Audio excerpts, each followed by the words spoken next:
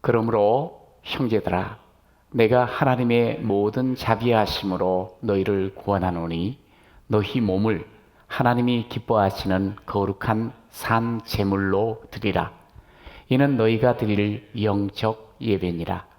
너희는 이 세대를 본받지 말고 오직 마음을 새롭게 함으로 변화를 받아 하나님의 선하시고 기뻐하시고 온전하신 뜻이 무엇인지 분별하도록 하라. 내게 주신 은혜로 말미암아 너희 각 사람에게 말하노니 마땅히 생각할 그 이상의 생각을 품지 말고 오직 하나님께서 각 사람에게 나누어 주신 믿음의 분량대로 지혜롭게 생각하라. 우리가 한 몸에 많은 지체를 가졌으나 모든 지체가 같은 기능을 가진 것이 아니니 이와 같이 우리 많은 사람이 그리스도 안에서 한 몸이 되어 서로 지체가 되었느니라.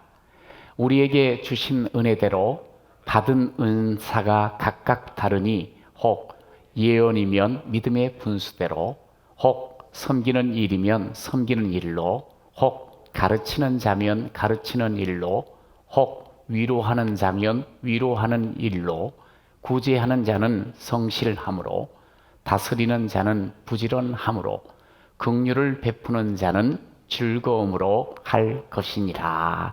아멘.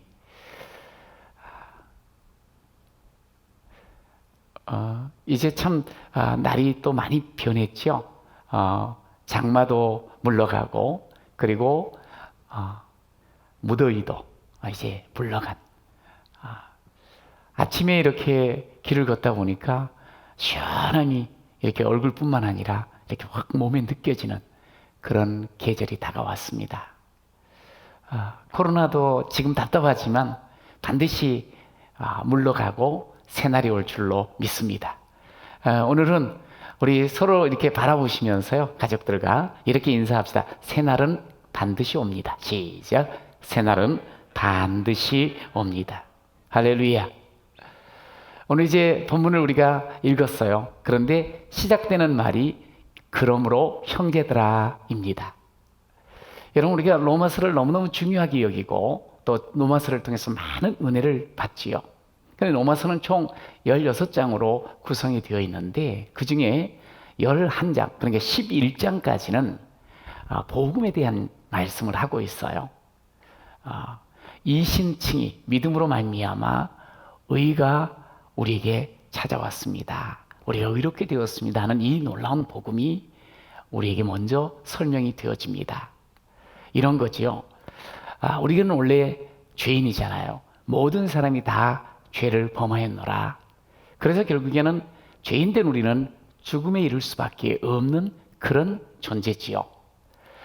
그런데 하나님께서 우리에게 새로운 길을, 은혜의 길을 열어주셨습니다. 그것은 예수 그리스도이십니다. 그 은혜의 길 예수 그리스도를 우리가 믿기만 하면 믿음으로 우리가 의인이 되어짐을 분명코 성경은 약속하시며 선언하시는 거지요. 예수를 믿기만 하면 구원받습니다. 의인됩니다. 이것이 복음이죠. 그래서 1장 17절은 이 11장까지 가장 핵심된 구절이거든요. 함께 한번 읽어보시겠습니까? 시작. 복음에는 하나님의 의가 나타나서 믿음에서 믿음에 이르게 하나니 기록된 바 오직 의인은 믿음으로 말미암아 살리라 함과 같으니라. 할렐루야. 오직 의인을 뭐 한다고요? 믿음으로 말미암아 삽니다. 할렐루야. 여러분, 저와 여러분이 예수 그리스도를 믿으시죠? 여러분, 믿는 우리는 하나님의 자녀가 된 줄로 믿습니다. 우리 이렇게 한번 고백합시다. 하나님, 날 자녀 삼아 주셔서 감사합니다. 시작. 하나님, 날 자녀 삼아 주셔서 감사합니다. 내가 다른 어떤 일을 한 것이 아닌데 오직 믿음으로 하나님께서 우리를 자녀 삼아 주셨습니다. 예. 그러므로 그렇게 의인된 우리, 은혜받아 하나님의 자녀된 우리, 그러므로 그 뒤에 뭔가가 있어야 되지 않겠어요? 삶이 뒤따라야 되지 않겠습니까? 오늘 그래서 12장 1절부터 이제 16장까지는 우리의 삶에 대해서 이 땅을 살아가는 우리가 어떻게 살아가야 될 것인가 하는 그 부분에 대해서 계속적으로 말씀을 해주고 있어요. 은혜 받은 나, 믿음으로 의인된 나, 하나님 자녀된 나, 그러므로의 삶이 있어야 된다는 거죠.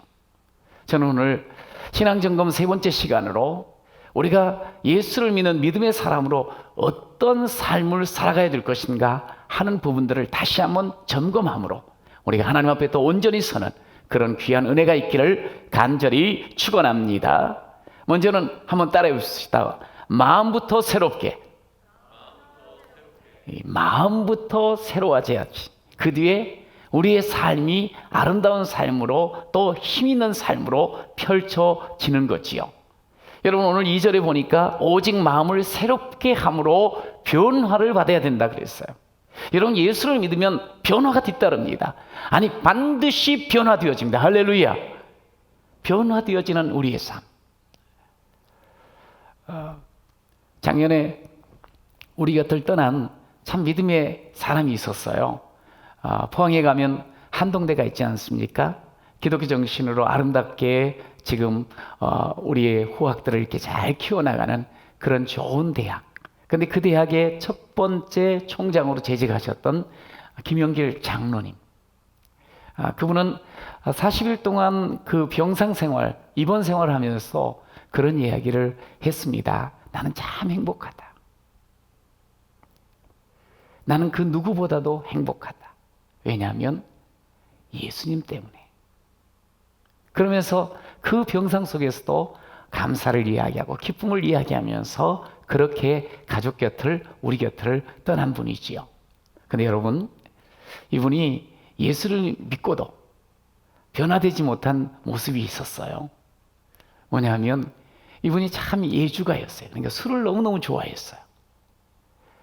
술을 좋아하다 보니까 자기 집에 거실 한쪽 편에 미니바를 만들 정도로, 그리고 거기에 많은 술을 이렇게 전시해 놓고 그것이 자랑거리가 되어지며 그렇게 또 즐겼던 사람이었습니다. 그런데 그가 예수를 믿게 됐죠. 그런데도 술은 끊지 못했습니다. 아내는 그것이 안타까워서 기도를 했어요. 하나님, 내 남편이 이제 예수 만나 예수와 함께 하는데 술도 끊어지게 해주세요. 그렇게 기도를 하는데 그 기도를 듣고 이 장로님께서 버럭 화를 냈다 해요. 여보, 내가 술 먹고 한 번이라도 실수한 적 있는 거 봤어? 아니 성경에도 내가 읽어보니까 디모데서에 보면 술 먹으라고 이야기를 하는데, 필요하면 술 먹으라고 하는데, 그런데 어떻게 그런 기도를 하냐고.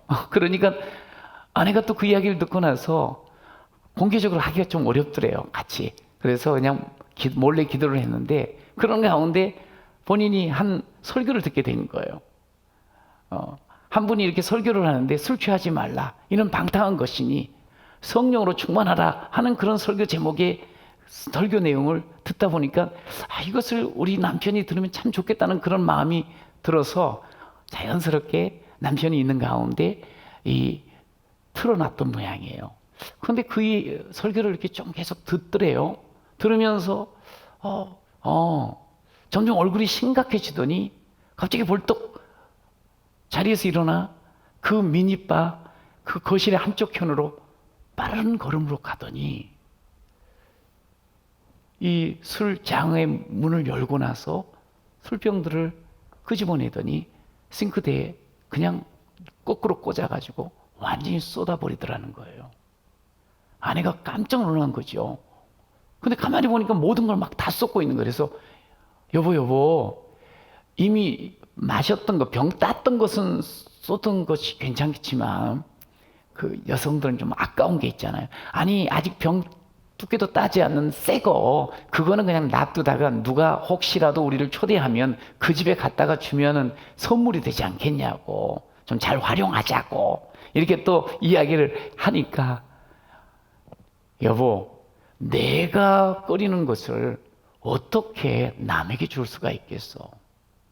그러면서 모조리 다 쏟아부었다는 거예요. 이제 한동대에 부름을 받아가지고 한국에 왔는데 옛날부터 술 친구들이 많이 있지 않았겠어요? 그런데 이제 술을 안 먹으니까 저 친구 미국 가서 완전히 변해버렸다고, 완전히 달라져 버렸다고 말이지. 그렇게 이야기를 할 때 아주 유명한 말을 했어요. 친구들이 나를 실망할지언정 나는 하나님께 기쁨이 되겠다. 나는 하나님을 기쁘시게 해야지. 이 말을 했습니다.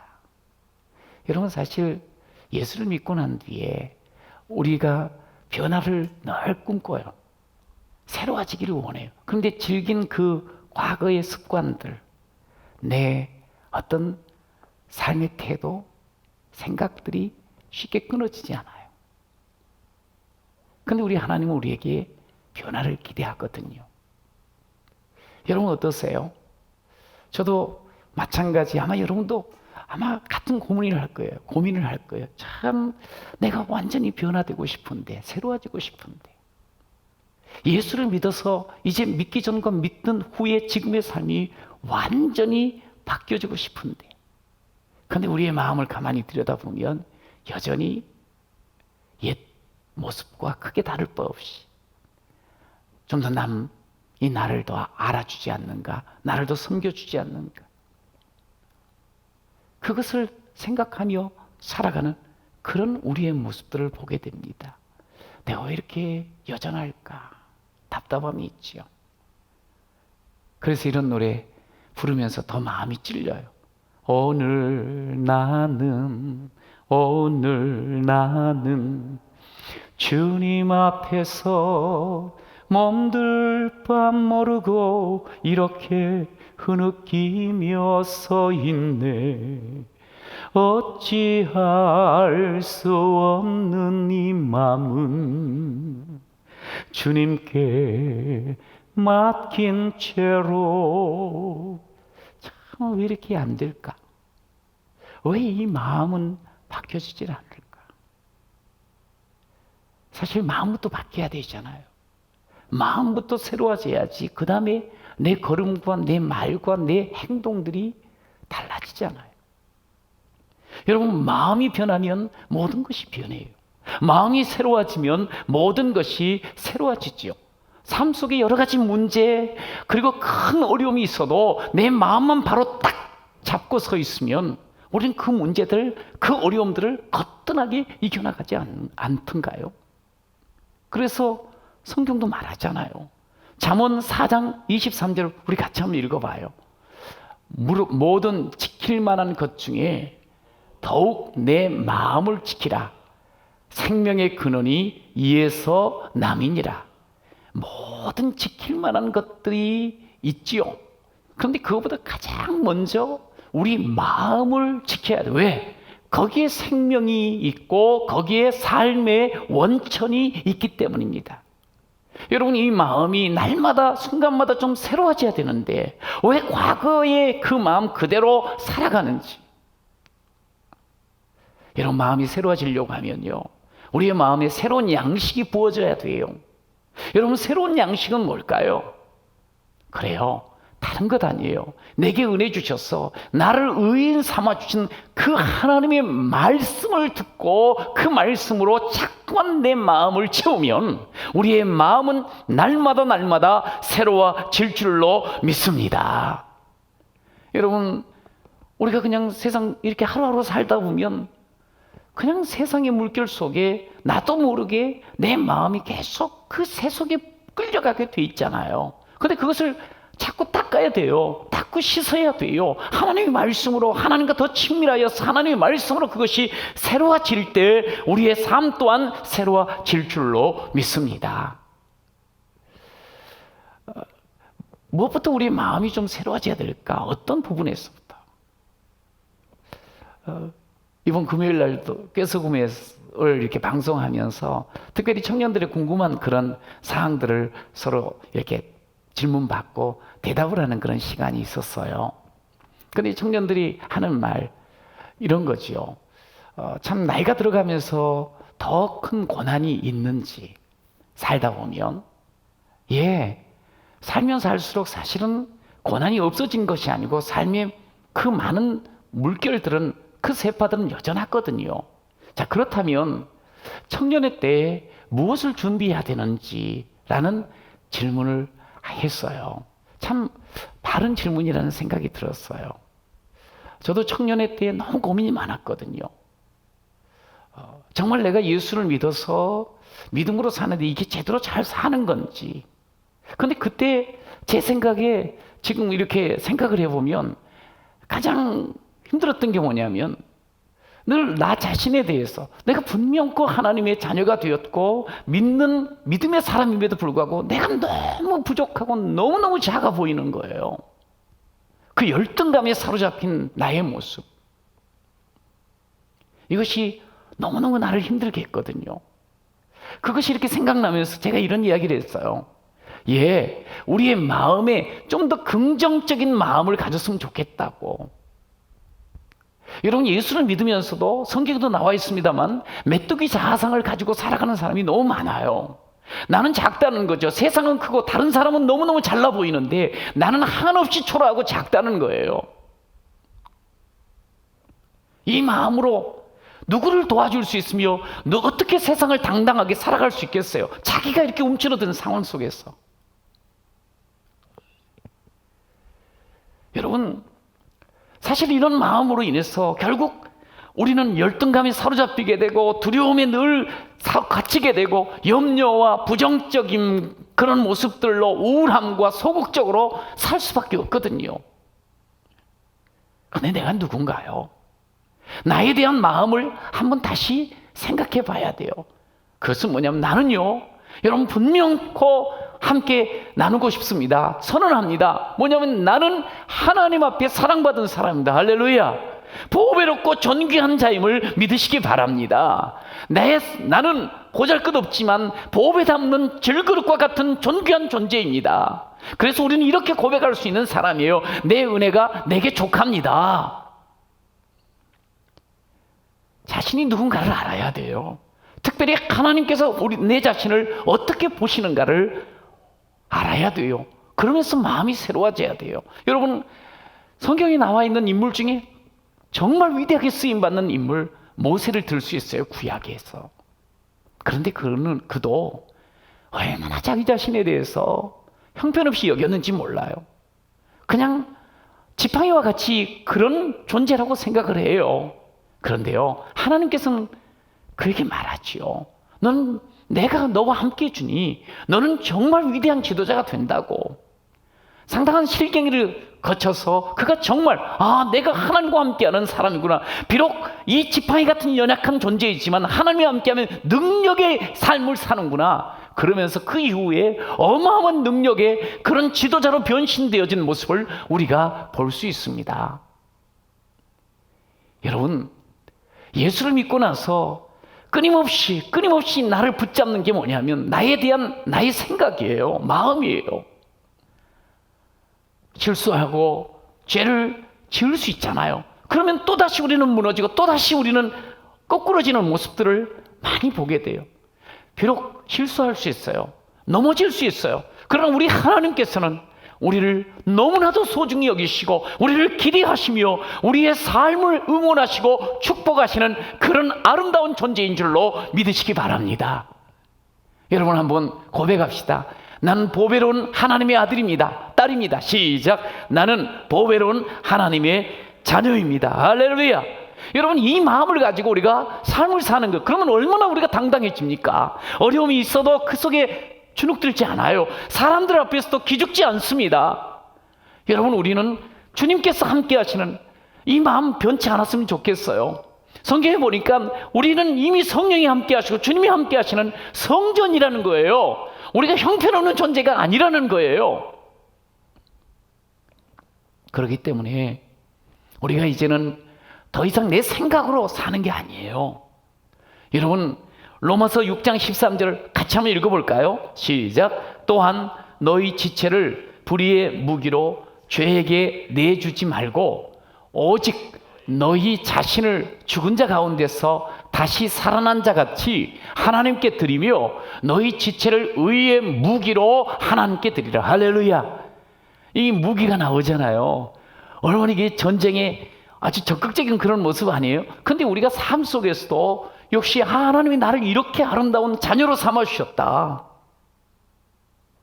내가 약하지만 하나님이 함께 하신 그런 존재지. 여러분, 그러면서 좀 더 적극적으로 의의 무기로 하나님께 우리의 삶을 집중하며 드리는 그런 여러분이 되시기를 간절히 축원합니다. 오늘 본문에 보세요. 마음을 새롭게 하라고. 왜 마음을 새롭게 해야 되는 거 아니? 우리가 살고 있는 이 세상이 너무너무 어둡고 너무너무 우리를 무너뜨리는 세상이에요. 그래서 이 세대를 본받지 않아야 된다는 거예요. 이 세대를 본받지 말아야 된다는 거예요. 예나 지금이나 세상은요, 끊임없이 우리를 하나님의 뜻으로 하나님의 아들로 살아가는 걸 방해해요. 여러분, 예수님 당시도 그런 말씀하셨잖아요. 세상에 살아가는 우리를 향해서 너희들 하나님이냐 돈이냐 선택하라는 거예요. 하나님이냐 만몬이냐 선택하라는 거예요. 근데 그 말씀은 지금 2000년이 지난 지금도 여전히 유효한 말씀이 되고 말았어요. 왜냐하면 우리가 세상 가운데 세속화되어지면서 가장 많이 갈등하는 게 뭐냐면 우리는 물질에 사로잡혀 버렸다는 거예요. 분명코 하나님이 내 주인이고 모든 것의 주인 되신다고 입술로 고백은 해놓고 우리 마음에는 항상 돈이 중요하지. 돈만 있으면 되지. 이런 마음을 갖고 살다 보니까 생활 속에서는 돈의 노예가 되어버리는 모습들이 너무 많아요. 그러다 보니 오늘도 마음 새롭게 해서 주께서 우리에게 기대하는 게 거룩한 산 제물로 너희 몸을 하나님께 드리라고 했는데 우리 몸이 어떨 때 보니 돈에 들여지고 우리의 인격이 돈에 빼앗겨 버리고 그러면서 여지없이 무너져 거룩한 산 제물이 되는 것이 아니라 그렇게 하나님 앞에 아름다운 예배자로 사는 것이 아니라 세상에 그냥 별 다를 바 없이 흔들거리는 그런 우리네 모습을 보게 돼요. 여러분 정하셔야 돼요. 너희는 나를 누구라 하느냐? 살아계신 하나님이십니다. 살아계신 하나님이 나의 주인은 오직 하나님 한 분이십니다. 할렐루야. 여러분 그러면서 우리가 분명 우리 마음 정하고 그러면서 이 세상 살아갈 때 그저 나만 좋으면 되지, 나만 잘 먹고 잘 살면 되지, 나만 즐거우면 되지 그러지 마시고요. 적어도 하나님 주인이십니다 고백한 사람은 이기적인 욕망에 사로잡힌 삶이 아니라 우리 주변을 돌아보고 어떻게 하면 함께 더 아름다운 하나님 나라를 세워나갈까 이것을 마음에 담고 살아가는 그런 사람이 되어야 되지 않겠습니까? 여러분 그럴 때 우리의 삶은 정말 하나님이 보시기에 야, 참 좋다. 그저 내 마음에 들고 사람들의 마음에 드는 그런 삶이 아니라 하나님 보시기에 좋은 그런 삶이 되어질 줄로 믿습니다. 여러분 성경은 우리를 교회라고도 해요. 상당히 무거운 어떤 생각이 들 수도 있어요. 내가 교회다. 요즘 교회에 대해서 여러 이야기들을 많이 하지 않습니까? 교회가 참 세상에 그야말로 소망을 주고 뭔가 이렇게 걱정을 덜어주고 힘이 되어야 되는데 그러지는 못하고 도리어 걱정거리가 되어지는 듯한 그런 모습으로 비춰지고 있어요. 사실은 교회된 우리는 에클레시아라는 이 단어는 이 밖으로 불러내어진 사람들, 다시 말해서 예수를 믿음으로 말미암아 생명으로 옮겨진 사람, 다시 말해 이 생명을 보여주고 드러내는 사람들이 바로 교회 아니겠습니까? 그럼 이제 교회가 사람 많이 모였다고 해서 힘으로 세상에 뭔가를 이겨버리려고 하고 이게 아니죠. 생명으로 불림받은 우리들은 힘으로가 아니죠. 도리어 우리에게 주어진 이 놀라운 하나님의 은혜를 기억하며 그 은혜로 섬기려고 다가가는 그것이 결국 세상과 다른 모습이요 거룩의 능력이 나타나는 우리의 삶이 되어질 줄로 믿습니다. 이게 불러졌다는 것은 구별되었다는 거 아니에요? 구별된 사람들끼리 우리끼리 잘 먹고 우리끼리 힘 모아서 한번 뭔가 보이자 이게 아니라 생명으로 부름받은 우리가 어떻게 이 생명을 함께 이렇게 나누며 섬겨나갈 수 있을까? 이 마음이 우리 가운데 있어야지 그때서부터 우리의 삶이 하나님께 올려드려지는 아름다운 예배가 될 줄로 믿습니다.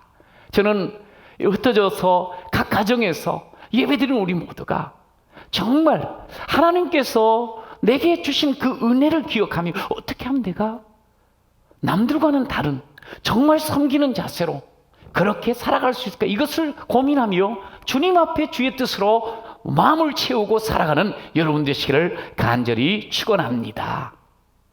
여러분, 두 번째로요, 우리의 삶은요, 받은 대로 즐겁게, 시작, 받은 대로 즐겁게. 예, 제가 힘의 논리로 세상을 이렇게 대하는 게 아니고 우리가 섬김의 그 마음을 가지고 대하자 그랬잖아요. 그거 뭘로 섬길 수 있을까? 여러분, 예수 믿는 우리에게는 하나님께 주신 것이 있어요. 오늘 3절 보세요. 내게 주신 은혜로 말미암아. 내게 주신 은혜로 말미암아. 사도 바울도 은혜 받은 사람인 것을 이야기해요. 그리고 그 은혜 속에 주어진 자신에게 주신 은사가 있음을 그는 고백을 해요.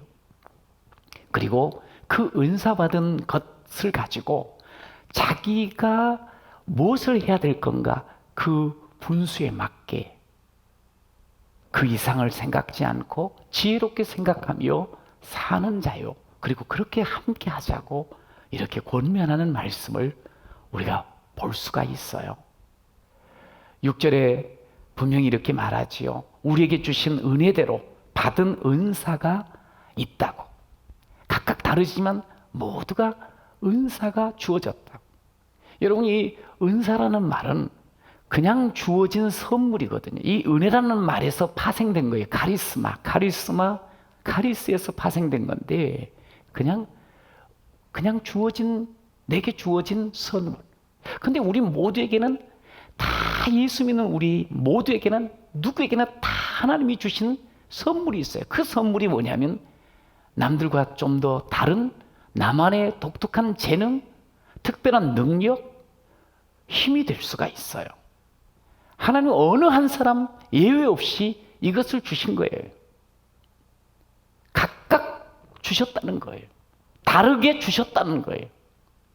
여러분, 그래서 성경에 보면 이 은사 카리스마에 대해서 여러 성경 구절에서 말씀을 해요. 그런데 고린도전서 12장이나 에베소서 4장이나 그리고 오늘 주신 이 로마서 12장 6절에서 8절까지 말씀을 보면은 정말 수많은 그 은사에 대해서 언급을 해요. 여러분, 이 말은 뭐냐면 은사는 너무너무 다양하다는 거예요. 은사는 오늘 성경이 기록되지 않는 것조차도 우리가 또 특별하게 가지고 누군가를 섬길 수 있다면 그것도 아름다운 은사인 것을 알라는 거예요. 은사는 너무 많으니까. 오늘 이제 본문에도 보니까 그런 게 나오잖아요.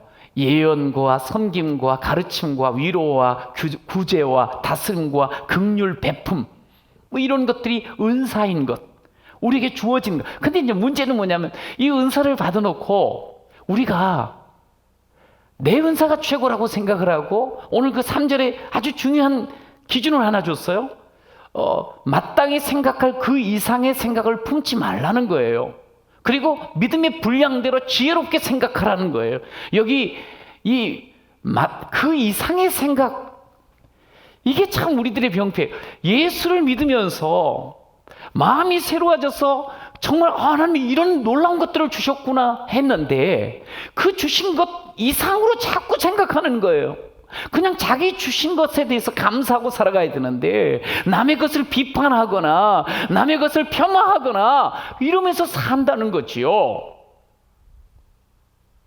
제대로 자기 은사를 활용하지도 않은 채. 사실은 하나님이 우리에게 주신 이 은사는 각각 다양하지만 특별히 이 은사는 아주 중요한 부분이 있어요. 그게 뭐냐면 이 은사는 나만을 위해서 쓰는 것이 아니에요. 나의 만족과 나의 기쁨을 위해서 쓰라고 주신 게 아니에요.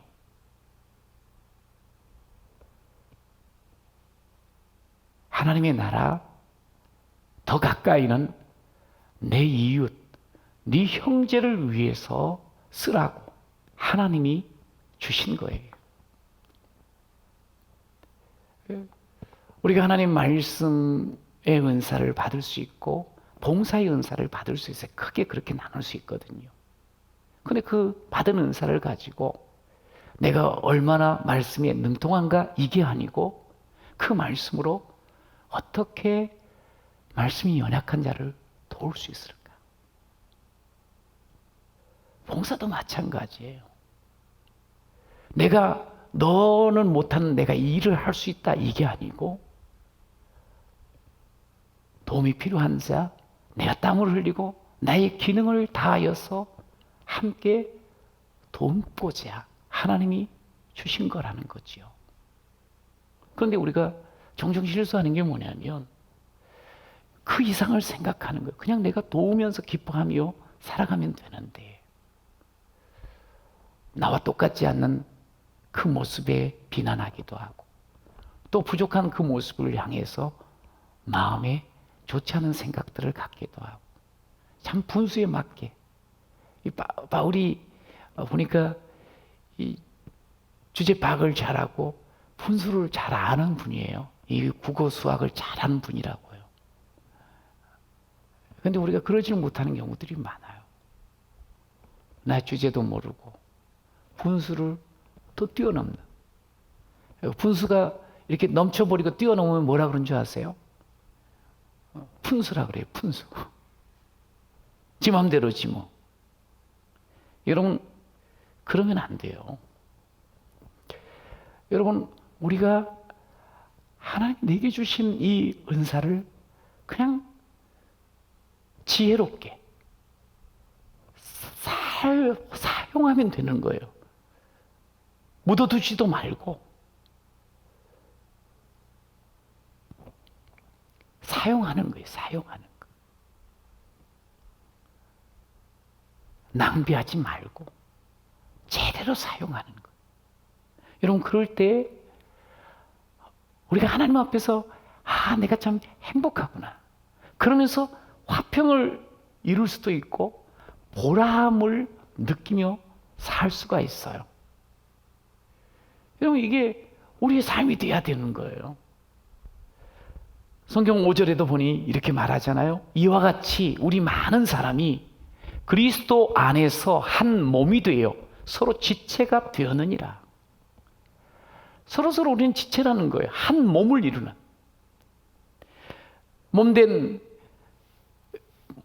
그 머리 되시는 예수님 아래에서 함께 몸을 이루는 지체라는 거지요.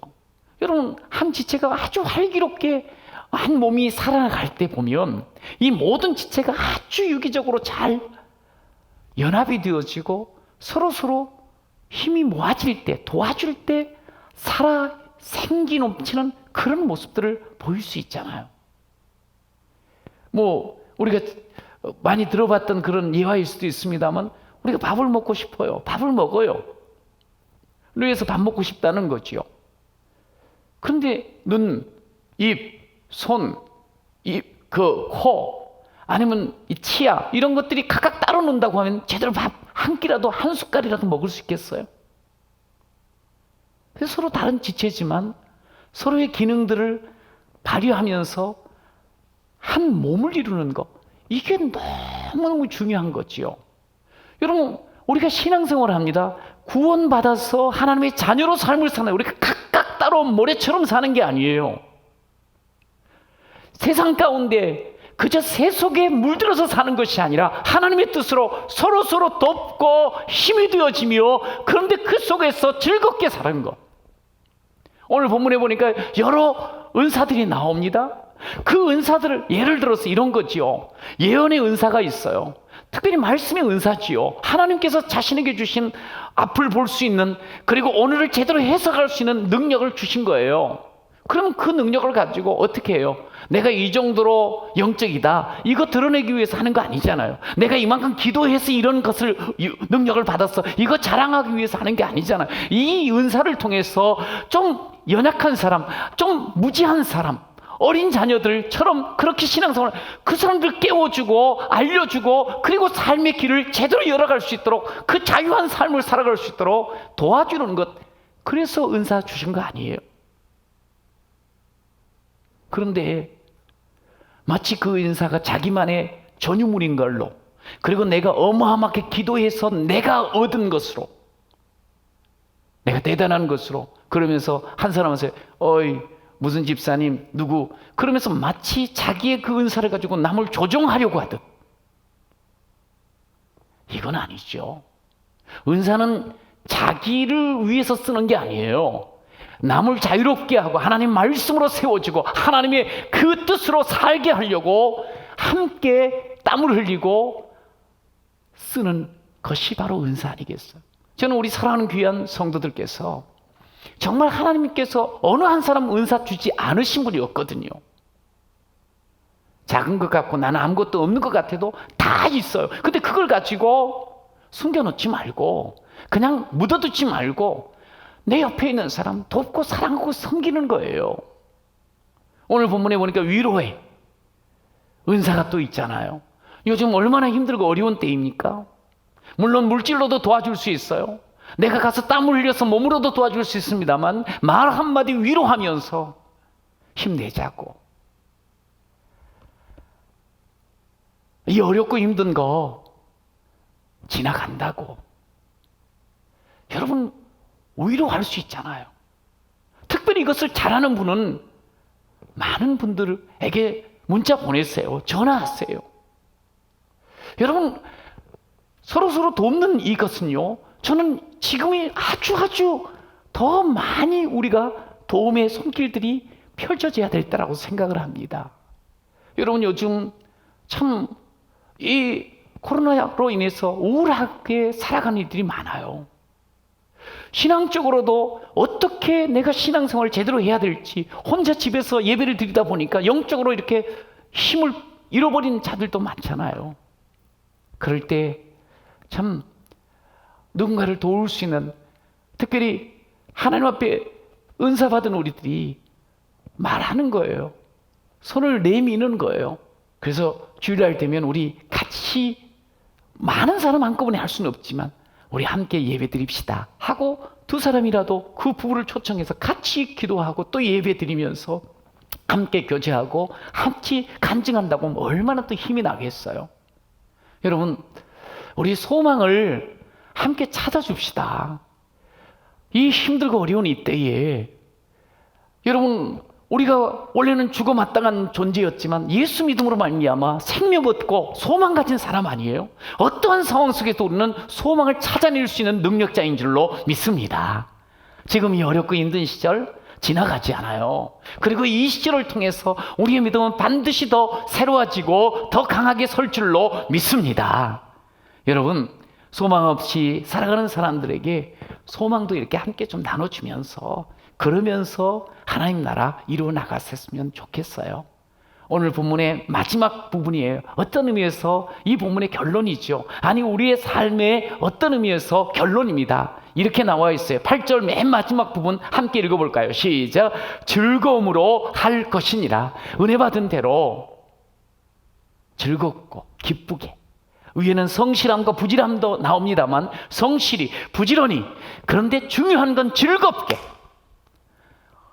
좀 가라앉아 있는 이 시대 더 기쁨을 표현하고요, 더 소망을 노래하며 하나님의 아들로 딸로 힘차게 살아가는 우리 모든 성도가 되시기를 축원합니다.